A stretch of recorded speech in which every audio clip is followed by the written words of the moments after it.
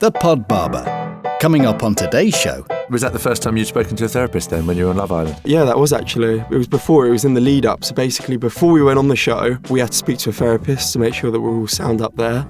How did you manage to hide that then? You know what, I hid it. I thought if I tell them what I've been through, because they even asked about sort of the scars on my face and things like that, I said there were sporting injuries, because I knew if I told them what I'd been through, because they make you speak to the therapist to see if you're sort of okay to go on there. They don't want anyone that's already vulnerable to go on the show to deteriorate their mental health. I just said I'm good. I'm fine. Sporting injuries. If it wasn't the case that I had to speak to this therapist and go on the show, if it was just me speaking to a therapist, I'd have been completely open.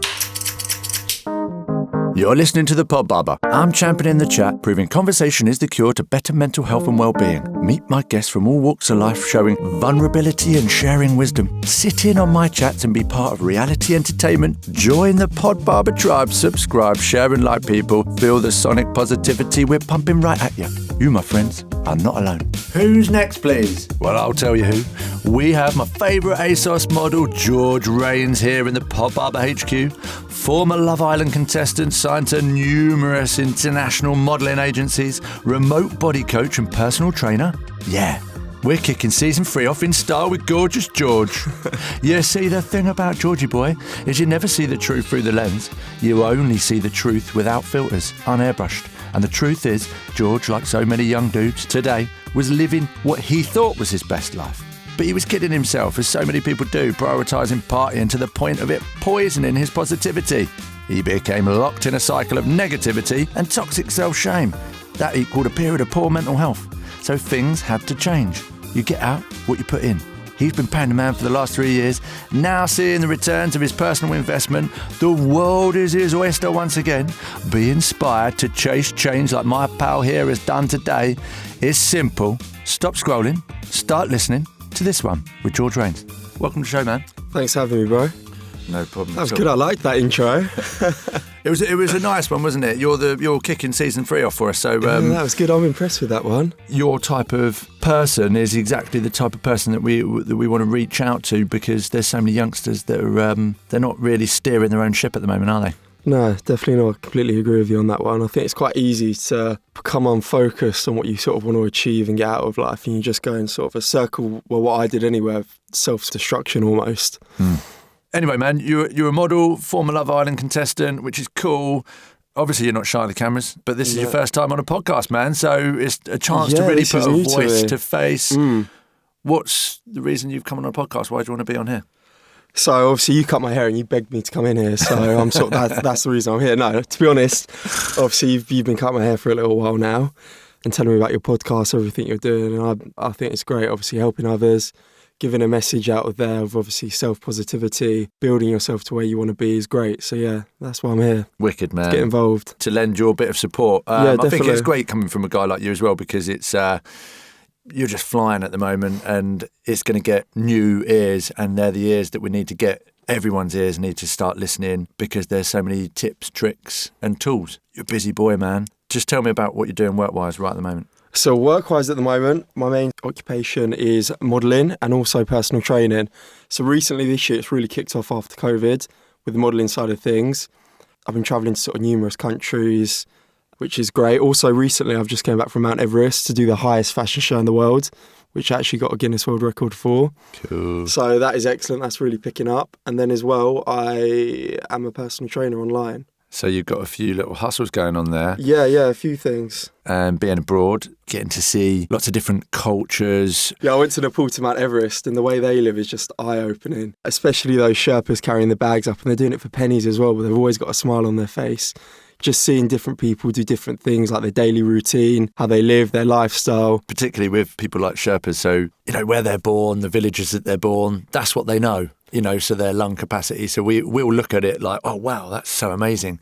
Look what they can do. But that's just normal to them. Yeah. When I went there, I thought, I'm fit. I'm going to smash this. I'm going to be overtaking the Sherpas. I'll probably give them a hand carrying their bags. Cool. And I got there and started walking. I was like, because the oxygen's so low, everything's 10 times harder But there was old guys in their sort of 60s that are still working, carrying these huge backpacks with about 60 kilograms on their back. And they were just rushing past me and had like a little day bag on. So that was crazy to see. Yeah, they got their flip-flops on. Smoking a roll-up. Smoking, still half pissed from the night before. Yeah. But there's a calmness, isn't there? Yeah, definitely. Within the cold. You know what? I've done the most thinking I've ever done in a long time up there. Like, I was taking all these notes on my phone because I wanted to remember what I'd been thinking, all sort of things about self-development, a sort of set of guidelines that I wanted to start following and implementing in my life. And I come back from there and I just feel so much more refreshed. Like every day we'll trek in for around 4 to 8 hours. And in that time, obviously, the first sort of hour, you're chatting with everyone, you're having a laugh. But after that sort of fatigue kicks in, you just focus. So you're in silence walking for all that time. So I suppose what you're saying is that little bit of time out, self-reflection away from the stimulants of social media and whatever. Yeah. It's giving you that little bit of There's so many space. distractions these days. You can just go on your phone and see everything that you think you need to see. When in reality, you just need to take some time out and just sort of be alone with your own thoughts. I've got to ask you a bit more about Basecamp, and what a cool experience, man. You're a Guinness Book of Record holder. I want to hear a bit about it. I'm so lucky to have had the opportunity to go there, not only obviously to Mount Everest, but to achieve a Guinness Book of World Records. The things that I saw, the people I met, like I wasn't just going to see somewhere, it was actually getting involved. Like I had to trek there. It took me 10, 11 days to actually get there. It was like a mental and very physically challenging trek that we did. Cold. Oh, you know what? It was actually hot because it's just going into their summertime, but it was also wet because it was at the end of the monsoon season. And everywhere you look is just like a mountain peak. And then when you get up to the top, it's sort of weird because you go through all sorts of different terrains. At the bottom, you start off and it's like a jungle. You go a little bit further up, there's less trees, less vegetation. And then you go up and it looks like Mars where there's absolutely nothing. It's just rocks. And that's when it's freezing. And funnily enough, that's when we started camping in tents. So throughout the period of the trek, for about 10 days, we were in lodges. But the last 4 nights we stayed in tents and it was snowing. It was absolutely freezing. I actually got a chest infection as well, but luckily we had a team of doctors with us and I had some antibiotics. And then sort of after a few days, I was absolutely fine. So it's tough, man. It's tough. It wasn't easy, was it? And what were the point of getting there? What brand were you supporting? What was it that they were trying to showcase? So what we're doing, we were promoting sustainable fashion. So we went there and did the fashion show for a brand called Casa, which is based in Nepal, but they're sort of like a nationwide brand. They're sort of up and coming, but it's more over that side of the world. Hence, we're doing it at Mount Everest. We did it on a melting glacier, actually, which I don't know if that's kind of a good idea or not. Well, it showcases that area and people can then go, sustainable fashion, you've just flown a load of models in. Well, no, actually, they all willingly hiked. Yeah. Well, we did fly to Nepal. We didn't hike there. Oh, you can't. Yeah. That's going to take you about 10 years. Yeah. 7 years in Tibet, whatever it was, that film. But yeah, the point of sustainable fashion, if you don't see the world, if you don't see, seeing is believing. So to be part of it really helps to create this picture for a lot of people, because otherwise it is just from a movie, it is just from a magazine shoot. Yeah, absolutely. I completely agree with you. When I was actually at the mountain and there was these huge lakes formed from glaciers melting, that's sort of an eye-opener. We were talking to locals, the Sherpas, and they were saying how these lakes started off as ponds, and as the years have just gone on, sort of like engulfed the villages up there and everything. And then when we did get to this glacier, it was weird. I didn't expect it to be quite as significant as it was. Like, it was actually melting there and then. Yeah, the point is, when you see these things, when we learn about it through not just Sir David Attenborough's, but George Raines's of the world, and, exactly, and Mickey the Barber's, whoever, the thing is, it brings much more awareness, and it's a step forward, isn't it? It's a step forward. Right, let's rewind. What were you like as a young teen? Oh, a young teenager. I was sporty. I was doing everything sport-wise that I could. So I was in the school athletics team. I was playing county rugby. I was playing local rugby. And as well, educational. I was doing well at school. I had sort of the usual goals, go to university or play sort of professional rugby. I was very motivated and I had big sort of ideas and dreams of what I wanted to achieve, I guess like any sort of teenager does. How comfortable you were with the academic pressure as you sort of got into the latter parts of education? I sort of did mess around a little bit at school, but nothing too sort of serious, just a little bit mischievous. But then when it actually came to needing to do the work, I was very switched on. So it'd be the last 2 weeks where I'd be at home, I'd separate myself from everyone and I'd be revising, I'd be studying, and then it would always actually work out well. And everyone would be like, you know, how did you manage to get that B? How did you manage to get that A? Or pass that class? So I was quite good, to be fair. Sixth form, however, the first year, it sort of changed for me because I started going out. I started going to parties, and then obviously with the alcohol and going out, you become lazy. So that side of you where you have that last minute spur of motivation or the intention to do good, you're just too lazy and unmotivated to do that. So I soon started falling out of touch with the educational side of things, and then sort of got fed up with it because it wasn't working out for me. But it was at the end of the day, I was I was to blame, but I didn't realise. You're always trying to put your blame on other things or other people, but it was my own fault. It was my own fault for going out all week, going out the weekends. And then I knocked that on the head. I gave up with that, to be honest. Whereas usually before, if there was something I was struggling at, it was in my nature. I had to sort of keep hammering at it until I achieved or passed something. Whereas now the sort of lazy side started taking over. So the rugby, the sports, that side of things, I was prioritising going out. So I would still turn up to my sports things. My performance would be going downhill. I wasn't truly in it. I was more concerned about going out the weekend than I was anything else, the match itself. As soon as I started work, that was a slap in the face. So I had to work weekends. I started off actually as a car salesman. The hours were long. I worked pretty much every weekend. So I had even less time for myself to focus on my hobbies. Even if I was going to be still doing them, I didn't have time now, so I had no option. So I was also young as well. So the influence that sort of other people, older people in that cycle of life had a bigger effect on me than they would now, if you know what I mean. Mm-hmm. I was still sort of growing. I was still sort of learning. So things just started going downhill for me, both physically and mentally. Mm. You also mentioned to me that you hated being in that job, but you had a couple of other jobs. You ended up selling £1 million houses and you ended up giving that up. You gave up another good job. Tell us a bit about that. So I got the opportunity to move to a good company over in Harpenden, St Albans way.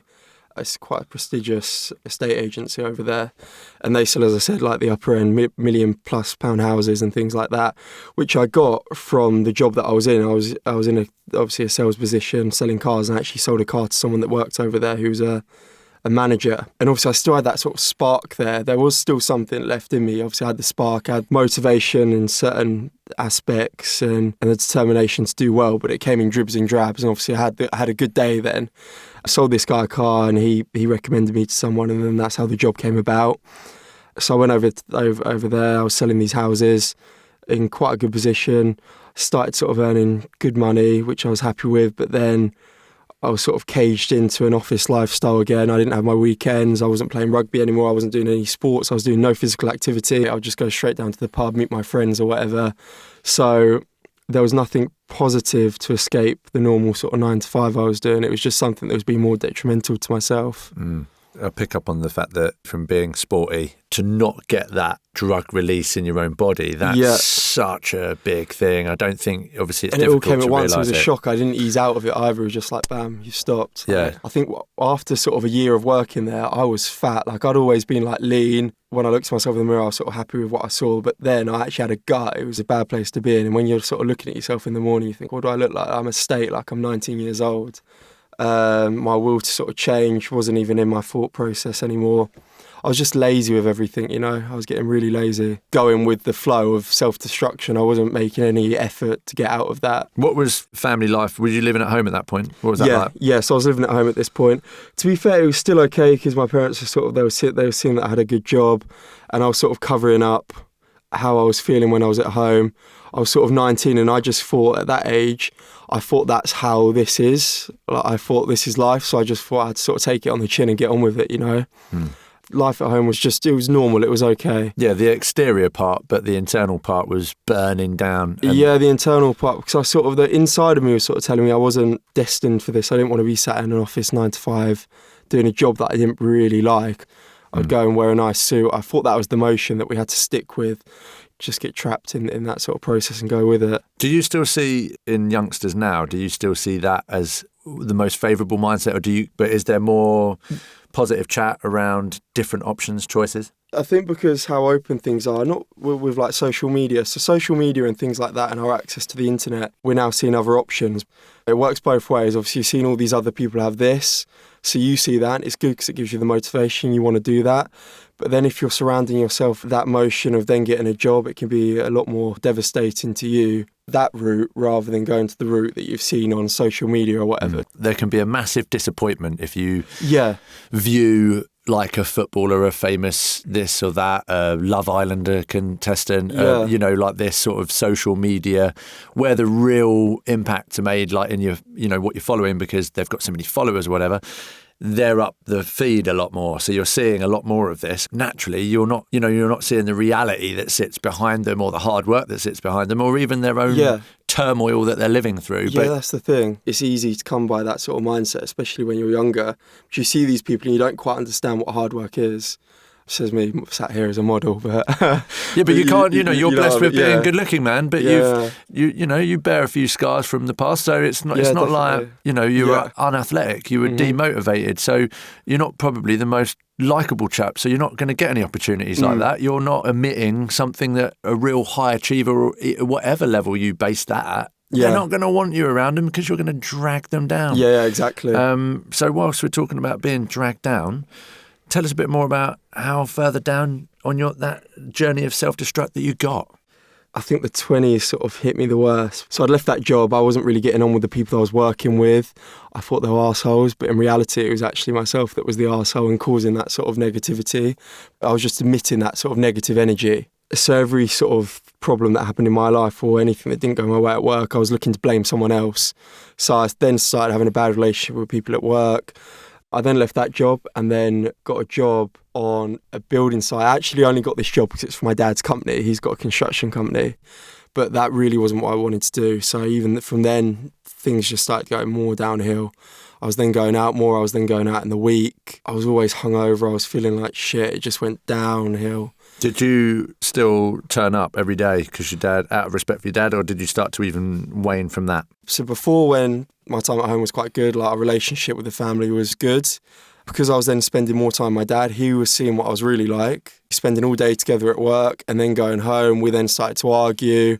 So we were arguing more, we were arguing at home. I then decided to move out. I thought that'd be a good idea. I thought I need to get myself away from these people. I was then living on my own, so I was going out in the week, getting pissed, and then not waking up for work in the morning. That then became sort of a regular basis. And I think at one point my dad was actually going to fire me because I wasn't turning up to work. Like, it got bad, so I wasn't then earning money. I'd created a real sort of toxic relationship with my family, but I still didn't understand why it was happening to me. It wasn't my own fault. I didn't sort of own up and take ownership of what I was causing and what I'd done. So self-destruct, going out with the wrong people. There's a surprise that you're being a bit wrong yourself. You're finding yourself with all the wrong people. So you're, like we're talking about being with positive people, it helps you to become positive. Guess what? Being with negative people helps you to be negative as well. It's a law of attraction, isn't it? It really is. It just digs the hole even more. Did you ever get to the point where you opened up to anyone, or did you just continue to keep this caged?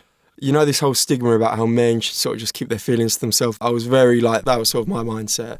Back then, I just kept that all caged up. So all that anger, all that frustration, all that depression was just boiling away. My way of letting it out was going out and getting pissed up. That was the way I sort of dealt with things. You're in the world of substances, late nights, poor choices. Tell us about the worst it gets on a night out for the old George Rains. Oh, you know what? So nights out weren't like a night out. Like, if I was to go on a night out now, it's all about sort of having fun with my friends, like having a good time, having some nice food. Before I was just going out, a lot of the times I would always find myself, obviously I'd be with the wrong crowd anyway. I would then find myself in the wrong place at the wrong place at the wrong time. I'd put myself in that place, that position. I'd been beaten up a couple of times, once actually really severely. I was sort of almost left for dead. I was just hanging around with the wrong sort of group. This wasn't actually even on a night out. This wasn't even when I was drunk. I was just with the wrong crowd of people. And I remember I got attacked by a group of lads. I got jumped by about 10 guys with baseball bats. I've even got the scars now on my face where actually my front teeth sort of got half knocked out. My lip was hanging off my face. I had about 10 stitches in my lip to reattach it. It actually split open. Like, that was probably the worst it ever got. That was on a winter's night as well. And I remember I was left up some park in the freezing cold. Woke up about 3 hours later, absolutely freezing, not having a clue what had gone on. Like, I'd been hit so hard, I didn't remember anything. My phone was smashed. I had no way of contacting people. There was blood all down my face. That was the worst it ever. I was like genuinely scared. Waking up with your lip hanging off your face, not knowing what's going on. How old were you when that happened? Oh, I was about, 19. That must have been so scary, man. Yeah, I remember going to the hospital and the doctor was saying, you're lucky you didn't get hypothermia or even die, because it was freezing. Because I remember this was when I was still working at the estate agency before I'd left to go work for my dad. So actually it got worse before then, because I remember I had to have 3 weeks off, but just because of my face. Obviously I couldn't be going meeting the clients and things with a big... Yeah, bits of you hanging off. Yeah, bits of me hanging off. I remember I was bedbound for a while. I couldn't even move, probably my face out. I couldn't eat. I was on a soup diet for about a month. And it was like, even though someone else did it, it was self-inflicted. Yeah, for whatever reason they decided to not like you. Yeah, it was self-inflicted. It was all building up to that. To be honest, my brain and mind was so sort of clouded. As soon as I sort of recovered, straight back to the pub, straight back to the usual sort of routine. Laughing and joking. Yeah, laughing and joking about it. Then I was still lost in my own head. Like, I wasn't even thinking about that. I didn't even care that had happened. When you think about it now, because you could have easily have died, to be unconscious for that long as well was so dangerous. 3 hours in the freezing cold, I know. Now I'm thinking, like, to myself, firstly, like, I take ownership for everything I've done. Like, I know I was there, I've moved on now, and I know where I am now in life, which is good, I'm happy. But back then, I got myself there. Even though, it was people that did it to me, I did that to myself. I got myself in that position. Yeah, it just goes to show you, though, how quickly you've gone from this athletic, academic young man with ability to pushing everyone away. To do stuff, literally. No one wanted to be around me. It's crazy thinking back now. Let's flip it back to when you were standing on that dusty building site. You're covered in dirt, rain pouring down on your head. You're full of negativity, self-pity. What point did the reckoning really hit you? When did it happen that you were like, this has got to change? And I think it was that day that I was on the building site and something just sort of clicked in my head and I was thinking, right, this isn't for me. From then on out, I just sort of separated myself from absolutely everyone for a good sort of 6 months. Like I said earlier, just self-reflected. I hit the gym. So rather than going out down to the pub after work, even though I was working long hours in East London and getting back about sort of 7:30 in the evening, with not much time before bedtime, because I had to get up about 4:30 in the morning to get down to East London, get myself down to the gym, work out, start eating some good food, watching my diet. That became my main focus, started with myself and my body.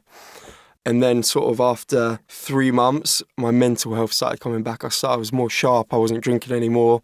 I like waking up feeling fresh, having motivation, setting myself sort of goals financially. Obviously, I was still in the job. But I had some financial goals. I knew that I wanted to get out of that job and then do something else.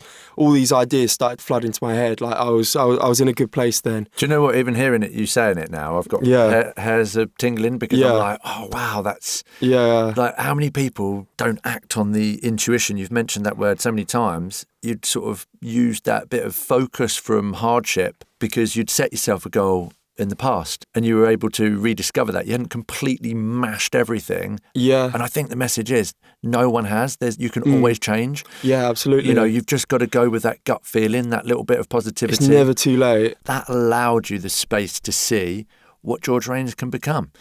But you weren't even worried about that at that point. You were just ticking it off 1 foot at a time, weren't you? Yeah, absolutely. I was just taking one step at a time, trying to better myself. Like I said earlier, you need to take some time away and reflect on yourself. You need to be left alone with your own thoughts to sort of process what you want out of life.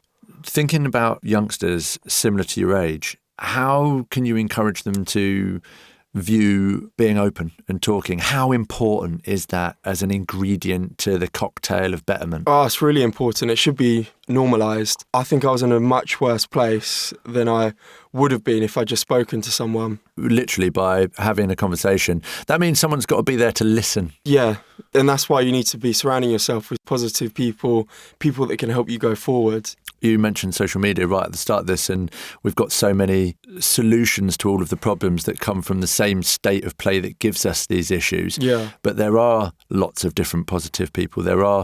I think we're seeing positivity from influencers again, whereas I feared that word was being completely completely ruined. It's like an insult almost, isn't it? It's like, oh, what, you actually think you're an influencer, but... Well, I hold my hands up. I've been there. Obviously, I came from the Love Island, so I've been there and done that. But now, the only sort of thing that I do is my personal training business, but that's to help people obviously better themselves as well and give them that opportunity to work with me. Because you believe the journey that you've gone through, and you know what works for you, and there's going to be so many people that it's going to work for, maybe not quite as disciplined as yourself. I remember that's where I started my sort of journey. My journey of self-bettering was through fitness to start with. So I know that I can sort of help other people, just help change their sort of daily routine, get them out of that sort of negative mindset, work on their body, and then after that comes working on their mind. So it's mind-body training. Yeah, definitely. That's why I love doing it. I love working with people. I chat to my clients like each week and love hearing sort of how far they've come with things. I think one of the things that I see in the world today, mindfulness probably means something different to everyone, but to me it means being able to take your own space to see your own thoughts and view them and how it makes you feel. And it's the self-inquiry, it's looking at yourself. How do I feel? Yeah, definitely. What's making me feel better? What's making me feel worse? Yeah, like even now, like I do sort of meditation when I have the time. Like in the mornings, I like to sort of take some time out and just be left alone with my thoughts. Like even when I go walking. But before, if you'd said about meditation and all this self-healing to me a couple of years ago, you'd have taken 3 the piss. years ago, I'd have taken the piss out of myself back then. But do you think that's a product of yesteryear? The old way? Yeah, definitely, absolutely. But that should be a product from... But jealousy as well, though, because I would sort of see people doing well and obviously having that self-love and taking the time out, and my old self would be sort of jealous, but then use that energy to sort of be angry at them for it. Maybe secretly thinking, God, I wish... Yeah, exactly. Do you know what I mean? If you're secretly thinking something, that's what I think is your intuition, your sort of intelligence to know that, well, hold on a minute, these people are actually doing really well here, and what's it that they're doing? What, they're sitting there spending a bit of time with themselves, telling themselves positive things, being their own cheerleader, supporting themselves physically, nutritionally, hydrationally, mindfully. Yeah. That makes them sleep better at night. They're resting. They're growing. It's a whole, isn't it? But it's all these little things that add up to do that. I call it a no-brainer. It's a no-brainer. Yeah. But it's very much about a brainer. It is, absolutely. It's about developing your own brain. Sure. Hey there, it's Howie. Just interrupting really briefly, I've got a quick favour to ask. We don't run ads on the PodBarber, but if you're finding this podcast helpful, or if you know someone who might benefit from listening to it, please take just 10 seconds to share this episode by tapping on those 3 little dots on your podcast player. From there, you can text or email a link to the show and spread the word of what we're trying to do here. That'd be great. Mick and I really appreciate your help. Okay, back to the show. Let's talk about Love Island. I knew that. Well, the thing is, mate, like when you were on there, I've never watched it. And the only time I watched it is because I heard you on it. If you did watch it, you'd have to not blink. I was only on it for like But they edited you out, and that's because, you know, that world of entertainment, reality entertainment, whatever, that's so overly produced. There's nothing reality about it. And you know what, to be honest, when I was on that as well, this was at the point where I was just sort of coming out my shell with things because of where I'd been with things like out drinking, partying all the time. That was my confidence. So just... then I was still sort of learning, like getting my social side back, if you know what I mean. Like I'd actually lost myself completely socially because I've always been this person that can chat to anyone, quite bubbly. I like socialising, but I'd lost like all my confidence. I'd lost who I was. So then when I come out the show and I'd been put in front of all these cameras and things like that, my confidence was like just building its way back up again. So I didn't really know how to sort of I probably came across a little bit weird, you know what I mean? Like I was growing then. But I think you were it's all part of your journey, and I think you even can take the value of that because you were on a climb as you got into that. Yeah. You wouldn't have got a job offer like that, you know, and that opportunity if they didn't see something other than your looks. But perhaps, the edit on you, we didn't get to hear about what makes George Range tick and your story. And I think if people could have heard more of that, I think you probably would have lasted longer. But back then, would they have showcased someone being vulnerable and positively talking about their mental health? Probably not. Yeah. How would you say that the show experience, actually, how did they look after you and your mental health? You know what, I can't actually complain about how they sort of looked after. They do have a lot of therapists on standby. There's people you can speak to whenever you want to. But at the end of the day, it's TV. We signed up for it. We know what we were doing. Was that the first time you'd spoken to a therapist then when you were on Love Island? Yeah, that was actually. It was before. It was in the lead up. So basically, before we went on the show, we had to speak to a therapist to make sure that we were all sound up there. How did you manage to hide that then? You know what? I hid it. I thought if I tell them what I've been through, because they even asked about sort of the scars on my face and things like that, I said there were sporting injuries. Because I knew if I told them what I'd been through, because they make you speak to the therapist to see if you're sort of okay to go on there. They don't want anyone that's already vulnerable to go on the show to deteriorate their mental health. I didn't tell them anything that I'd been through in the past sort of year or so. I just said I'm good. Yeah, I'm fine. Sporting injuries. Yeah, exactly. It's interesting, isn't it? So that was the first time that you spoke to and lied. If it wasn't the case that I'd speak to this therapist and go on the show, if it was just me speaking to a therapist, I'd have been completely open and I would have quite enjoyed that free session with a top therapist. What was it like after the show? Was it just manic with different dates and different arrangements? Oh, that was crazy, yeah. It was kind of odd, because when I told you I decided to start bettering myself, I'd been going to the gym, I'd been working on myself, I'd been reading books for like 6 months straight. I hadn't been drinking, hadn't been going out, been really working on myself. And that's when the opportunity for Love Island came about, because people thought I went on this mad health kick to get a six-pack to go onto Love Island. But I didn't. That wasn't even in the plan. That wasn't even like anything that crossed my mind. I just did this all for myself. And then when I started doing better for myself and opportunities started coming to me, I'd been getting on with my family better. They'd been seeing that I'd improved my style of life. One day I was at work and I got a message on my phone on Instagram from ITV Castings asking about Love Island. I thought, this is bullshit. And then I opened it. It's the account with the blue ticks to say it's verified. And then went through the application through that way. But I didn't even apply. They asked me. It all came from them reaching out to me, which is weird. When you start looking after yourself, you start bettering yourself, things start coming your way. Certain things that are meant for you come around. So I sort of believe in the law of attraction. That's reality. It's not overly produced. Those guys just saw someone who was doing well. So they reached out. You felt in the place where you wanted to try it. Yeah, but the point is, you don't set out with this, I'm going to get a six-pack. You were miles away from that. Yeah. You set out to improve. And those things are secondary. Definitely. You need to sort of obviously have a vague plan of what you want to achieve, what you want to set out to do, and then just let everything else come to you that's meant to be. Yeah, because you could set yourself the target of, I want to be on Love Island, I want to do this. And then you're giving yourself a pretty binary thing there. I'm going to be massively disappointed if I don't get this particularly niche opportunity. That's another thing, because you know what? I was bettering myself. Obviously, I got this opportunity. I went to the interview processes in London. There was like 3 stages I had to go through. And then I didn't hear anything from them for like 2 months. And the show had actually started, because obviously I came on at a later day. I thought if they wanted me, I would have heard by now. And I didn't hear anything. I was like, okay then, I didn't get it. But I knew that I was going in a positive direction and things were coming my way. So whatever happened, something good was going to work out for me. What was meant to be was going to happen. And then one day, it was actually kind of weird. I was just at home. I think it was like Friday afternoon. I'd finished work early. Reading a book, I think. Self-development book I was reading. I love that. Yeah, go on. I actually was. Friday night. Yeah, of course you were. And then my phone rang and it was ITV. And they're like, oh, hi, George. And I was like, hi, all right. Well, like, what are you calling for? The show's already on TV.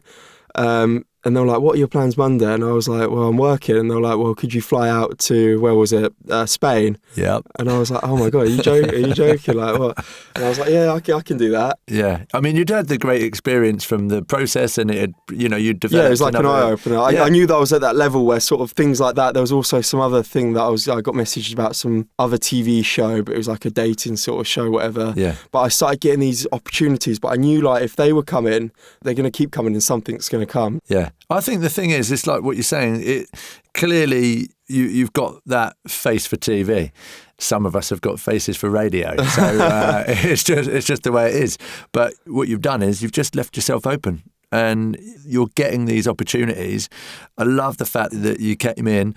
Obviously, it's the only time I've ever watched it. And it was really disappointing because I was just shouting at the TV. It was more like a football game for me. It's like, there were a lot of things on there that I would have liked them to show that would have got my personality across more. Of course. And they overly produced you. But that's why you've come on here as well, because it's a step forward from that. It's like, well, this is actually what George Rains is all about. This is what positivity can do to you. And you're not just doing it in the sense of, I'm not paying you. You're not getting anything for this apart from... Oh, I'd lied. You said about lying before. I need to get that invoice over, mate.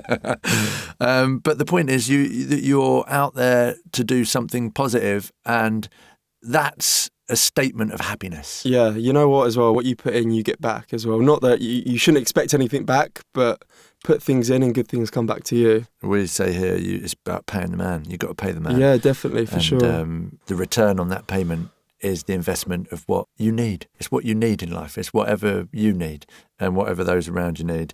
And the thing as well with sort of happiness, self-development, there's never any sort of end to it as well. It's just something that's continuous that you can work on each and every day. I know that you obviously now have a 6-pack. I see you running. Well, compared to yours, I don't know, maybe we'll call my one a 4-pack. I think mine's an 8-pack, to be honest. Yeah. And that's like 20 years of trying hard. Yeah, that's the stick-to-itness, man. Yeah, but I enjoy it, you know. So the point is I attach myself to something healthy. And it hasn't been that without that, in that period of time, I've been surfing waves of anxiety, depression, addiction, you know, poor mental health at the times, but I've always trained, you know, and I've always thought about that focus. Yeah, definitely. It's been one thing. I fear. Do you know what I always say? Fear is the only thing you should fear. And actually, I fear not being able to do anything mechanical with my body because I know that the relationship that it does, you know, for my own self-worth on a daily basis. I just love it. I love that connection, mind and body. It just sets you up, doesn't it? I just love it. Like you go to the gym Monday morning, you're set up for the week, you've got your routine, you're consistent. The same with me. If I go, like at the moment I'm not going out or drinking at all because I'm doing this 75-day challenge, but if I were to go out, like you said, I still get myself to the gym the next day. I do breathwork technology, ancient coded wisdoms, and I do that first thing in the morning, hot lemon water. You know, that's that mindfulness. I then, you know, I might listen to something really positive, or I sometimes like write something. I have that power hour or so before I then go and exercise, be it either through a dog walk or the gym.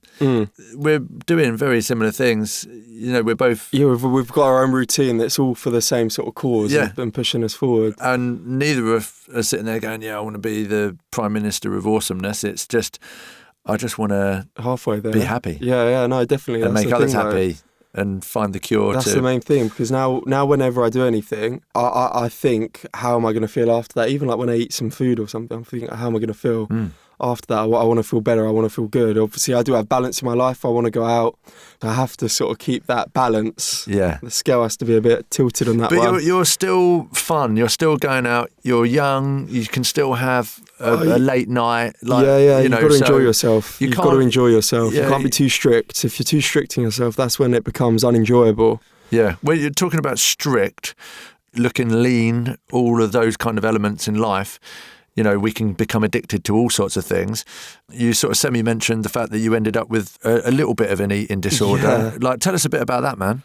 It's actually, the worst it got was maybe last year. So obviously I really got into my fitness with things like that. I got myself in great shape. This is the thing that people may not think is an eating disorder, because I certainly didn't at the time. It's only now, a few months ago, when I realised what I was doing was an eating disorder, and that was tracking every single thing I ate on MyFitnessPal. Obviously, it's always good to have an idea of what you're eating, what you're putting in your body, but I became so focused on the numbers, the amount of calories I was eating, the macros, the protein and stuff. It was actually obsessive. It's crazy. And now I think of it, that is an eating disorder. Yeah. Everything I ate, I had to weigh out to the gram and add that into MyFitnessPal. And if I was slightly over, I wouldn't eat something later on. It was just getting way too much, and that was becoming over obsessive. My whole journey of fitness, what I'd set out to do was obviously to better myself, make myself feel great, was now making me feel sort of restricted. It's a restrictive eating disorder. I restricted myself too much, and usually waking up and having all my meals planned, it was just becoming boring, repetitive. I wasn't actually enjoying my fitness anymore because of the eating side of it. Got to look after your mind as well, otherwise it's just going to drag you down. A diet isn't something that's a way of life. It's not. A way of life is about adapting. Yeah, and as you go through the lifestyle. different gears. Like, you might have a big event coming up. You might be having to work harder for a period of time, so you need more. You might be really, studying for something, so your brain... How many calories do you think the two greatest chess players, as they battle a game of chess, would burn through in a game of chess? 6 hours of 6 chess. hours playing chess. We'll call it 6 hours. I don't even know how long it takes. 800? 6,000 calories, man. You're joking. How many calories do they say that you should eat for a daily person? 2,500, 3,000. Yeah, 2,500, 3,000. Yeah, that goes 6,000. to show you how powerful the muscle of the mind is. That's actually an 6,000 calories. eye-opener, isn't it? That's crazy. It is. I'm not going to the gym today. I'm just going to go sit there playing chess on my phone. Yeah. Yeah, it's a personal prescription to life. So intuitive eating, this word intuitive keeps, this is the topic of this podcast today. It's become it.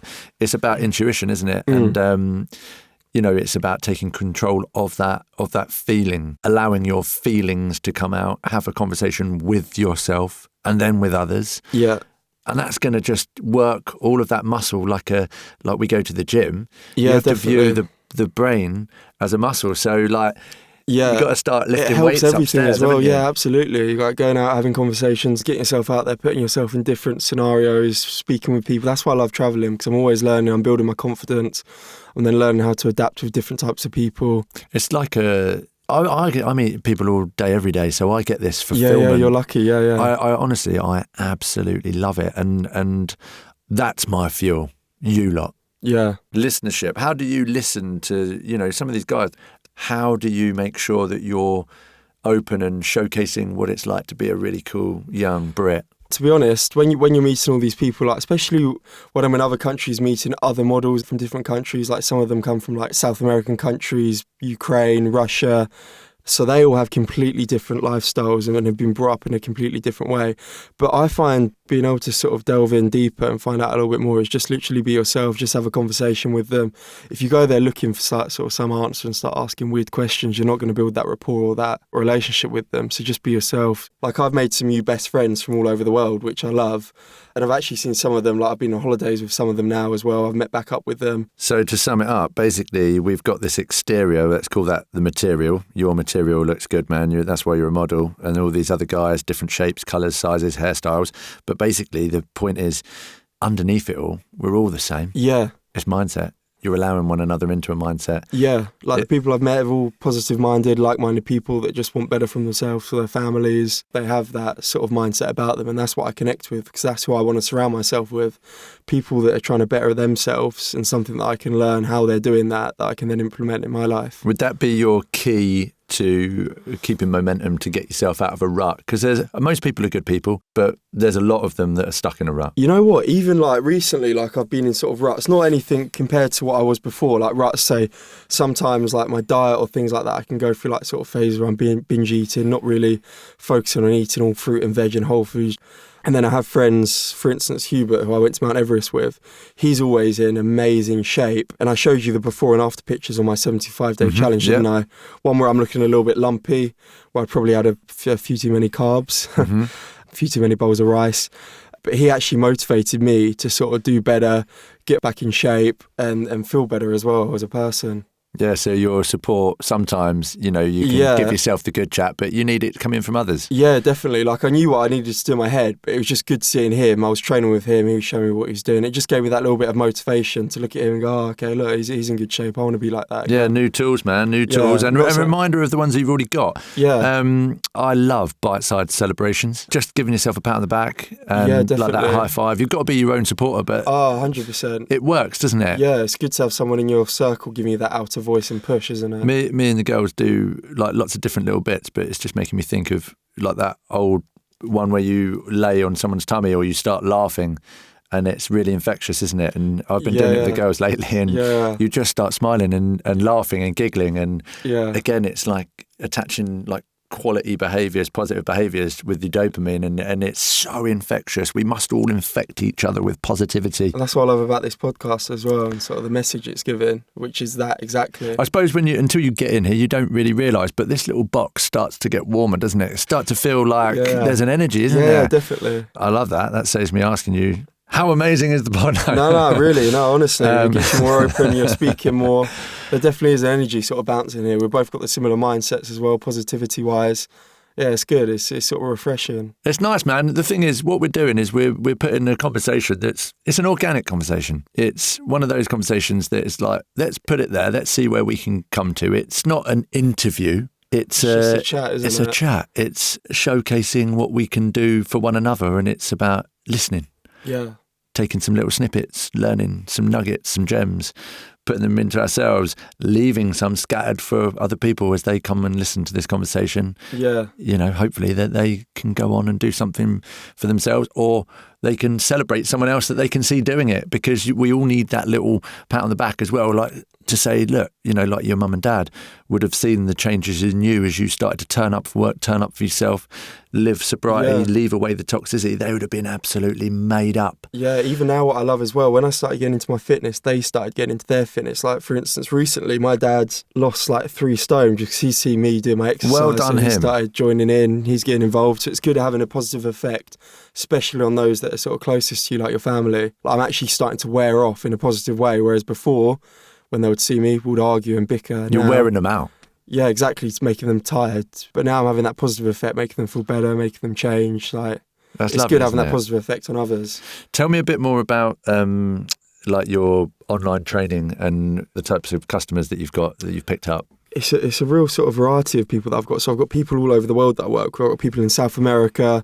I've got people in Russia. I've got people in Thailand. I've got people absolutely everywhere. So the difference, they've all got that mindset, which I like talking to them. They're all there. They're all at that starting point where they want to better themselves. So it's good. It sort of motivates me as well. When I'm speaking to these people, they're saying where they are at the minute, but where they want to get to. It's like me remembering when I had that sort of spark, that initial spark to change. It might not be quite the same, but it's the same mindset. So I love that. And I want an understanding with them as well, which I think is important, because I've been where they've been like working obviously like a full-time job, not having actually enough time, well, not thinking you have enough time on your hands to work on yourself. So I sort of like push them through. Now the idea of my personal training thing is sort of to help them find a routine. It's called lifestyle fitness. It's not like a sort of diet like we were talking about earlier. I give them sort of information so they don't have to really track their calories. They can sort of turn it into a lifestyle that's manageable. A diet and things like that with fitness is short-lived, whereas I'm trying to teach these people a healthier routine that's going to positively impact their lives. So they can get on with you for 6-8 weeks, a couple of months, whatever, and then they're ready. So what I like to do with my clients, I like to take them from where they are to where they want to be, and then teach them throughout that how to change, like you said, so they can then go through and do this themselves and help other people even. So I've been doing this for about just under a year, and some of them I had since the beginning. So I've actually been training these people for sort of a year, I think, just having, because I have conversations with them often, and where I'm always sort of learning new things, I'm always then teaching them new things as well. So I sort of keep it new and exciting.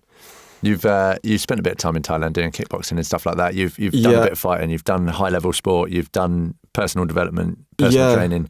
So you've got a few skills there, haven't you? Yeah. Definitely. And obviously runway pouting. Yeah, exactly. Runway pouting, get that jawline on point. Yeah.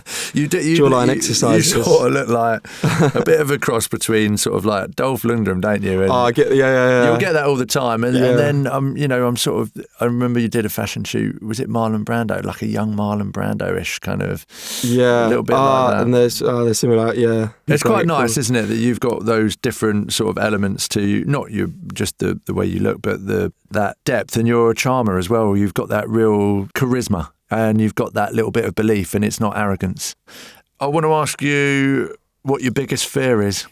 My biggest fear, at the minute I don't have one. I don't really like to think about daily problems, daily issues, but I always think about how I can solve them. So I think of a problem I've got, and then I think how I can solve it. So then it's not a problem anymore. It's not a fear. So I don't actually really walk around with sort of any fears or anything like that.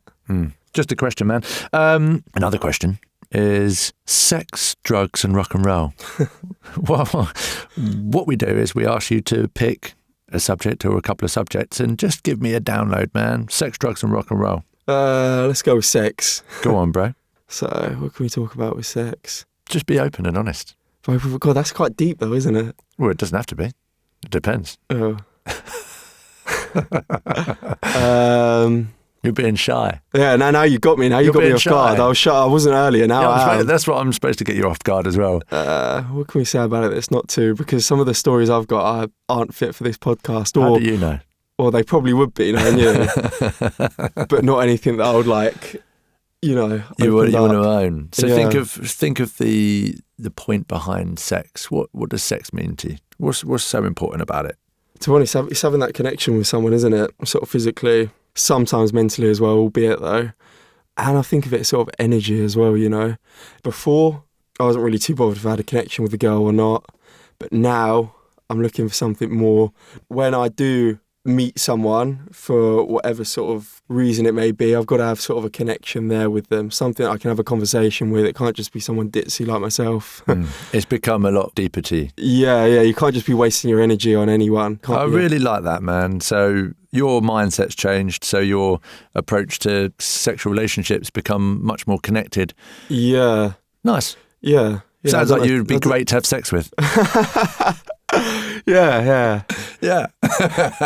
We'll put a poll up. Yeah. How do people follow what you're doing? I know you're signed to loads of agencies, so we don't need to tout you off for modelling work. But how do people follow you, other than looking at the latest ASOS catalogue? I think you're an ASOS model, aren't you? Yeah. So I've been doing it. That's actually a new client that I've just picked up recently, which is good. So I've really sort of got into the role of modelling. But yeah, I've been modelling for ASOS now, and that's sort of a permanent client, I hope. So what do we do to follow you or stalk you or see what you do with your fitness? How do people get in contact with you? All your social media addresses, anything that you think's worthy? So if you want to see what I'm up to on a sort of day-to-day basis, I like to post a lot on my Instagram, which is George Rains Official. And then if you're interested in sort of more educational things to do with fitness, nutrition, daily sort of habits and lifestyle, you can follow GR Lifestyle Fitness. Wicked, thanks, man. You already told me why you wanted to come on the show and share your thoughts, but how do you feel having had the chat? You know what, it actually feels quite nice. Like, I feel lighter. It's good to sort of get out and have a conversation with someone. Even now, like, I'm open with how I'm feeling, what I'm up to and what I'm doing, but I don't get the opportunity to sort of delve in and have this sort of conversation about myself and put it all out on a plate that often. So no, it feels quite good. It feels good that I've come on here, and hopefully if someone listens that's in a similar position, it's given them some advice on how they can get started, what they can do to sort of better themselves and get themselves out of that rut. That's so cool, man. This is like a form of therapy. Yeah, it was. I feel a lot better in myself. I could see you like lifting, taking a few of the layers off. And, quite emotional at some points in the podcast.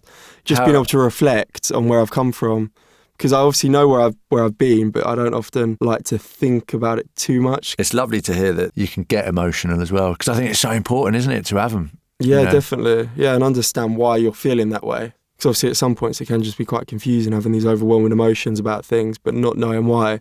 But when you can sort of understand yourself, you then start to learn about yourself and how you work.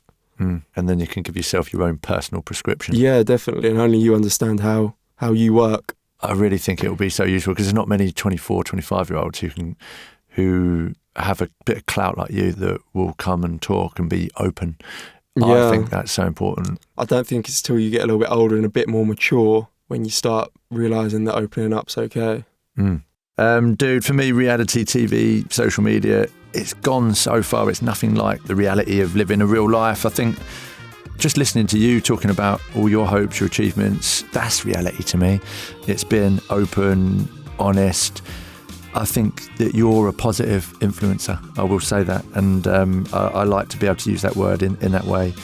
There's a genuine desire, when people like-minded come together, especially in this setting, to build something that others can attain. There's no arrogance. There's nothing else here other than trying to encourage someone else. And I just can't be more grateful for you coming and giving your time. Thank you for having me. That was good, mate. I enjoyed that. Peace, love, power to your day, man. Nice. Appreciate that. I really enjoyed that. The PodBarber is a That Media and Design production, with Mickey at the mic and Howie at the controls. If you've been affected by any of the topics in this show, you can find more helpful information on the episodes page at thepodbarber.com and search The PodBarber on social and let's get connected.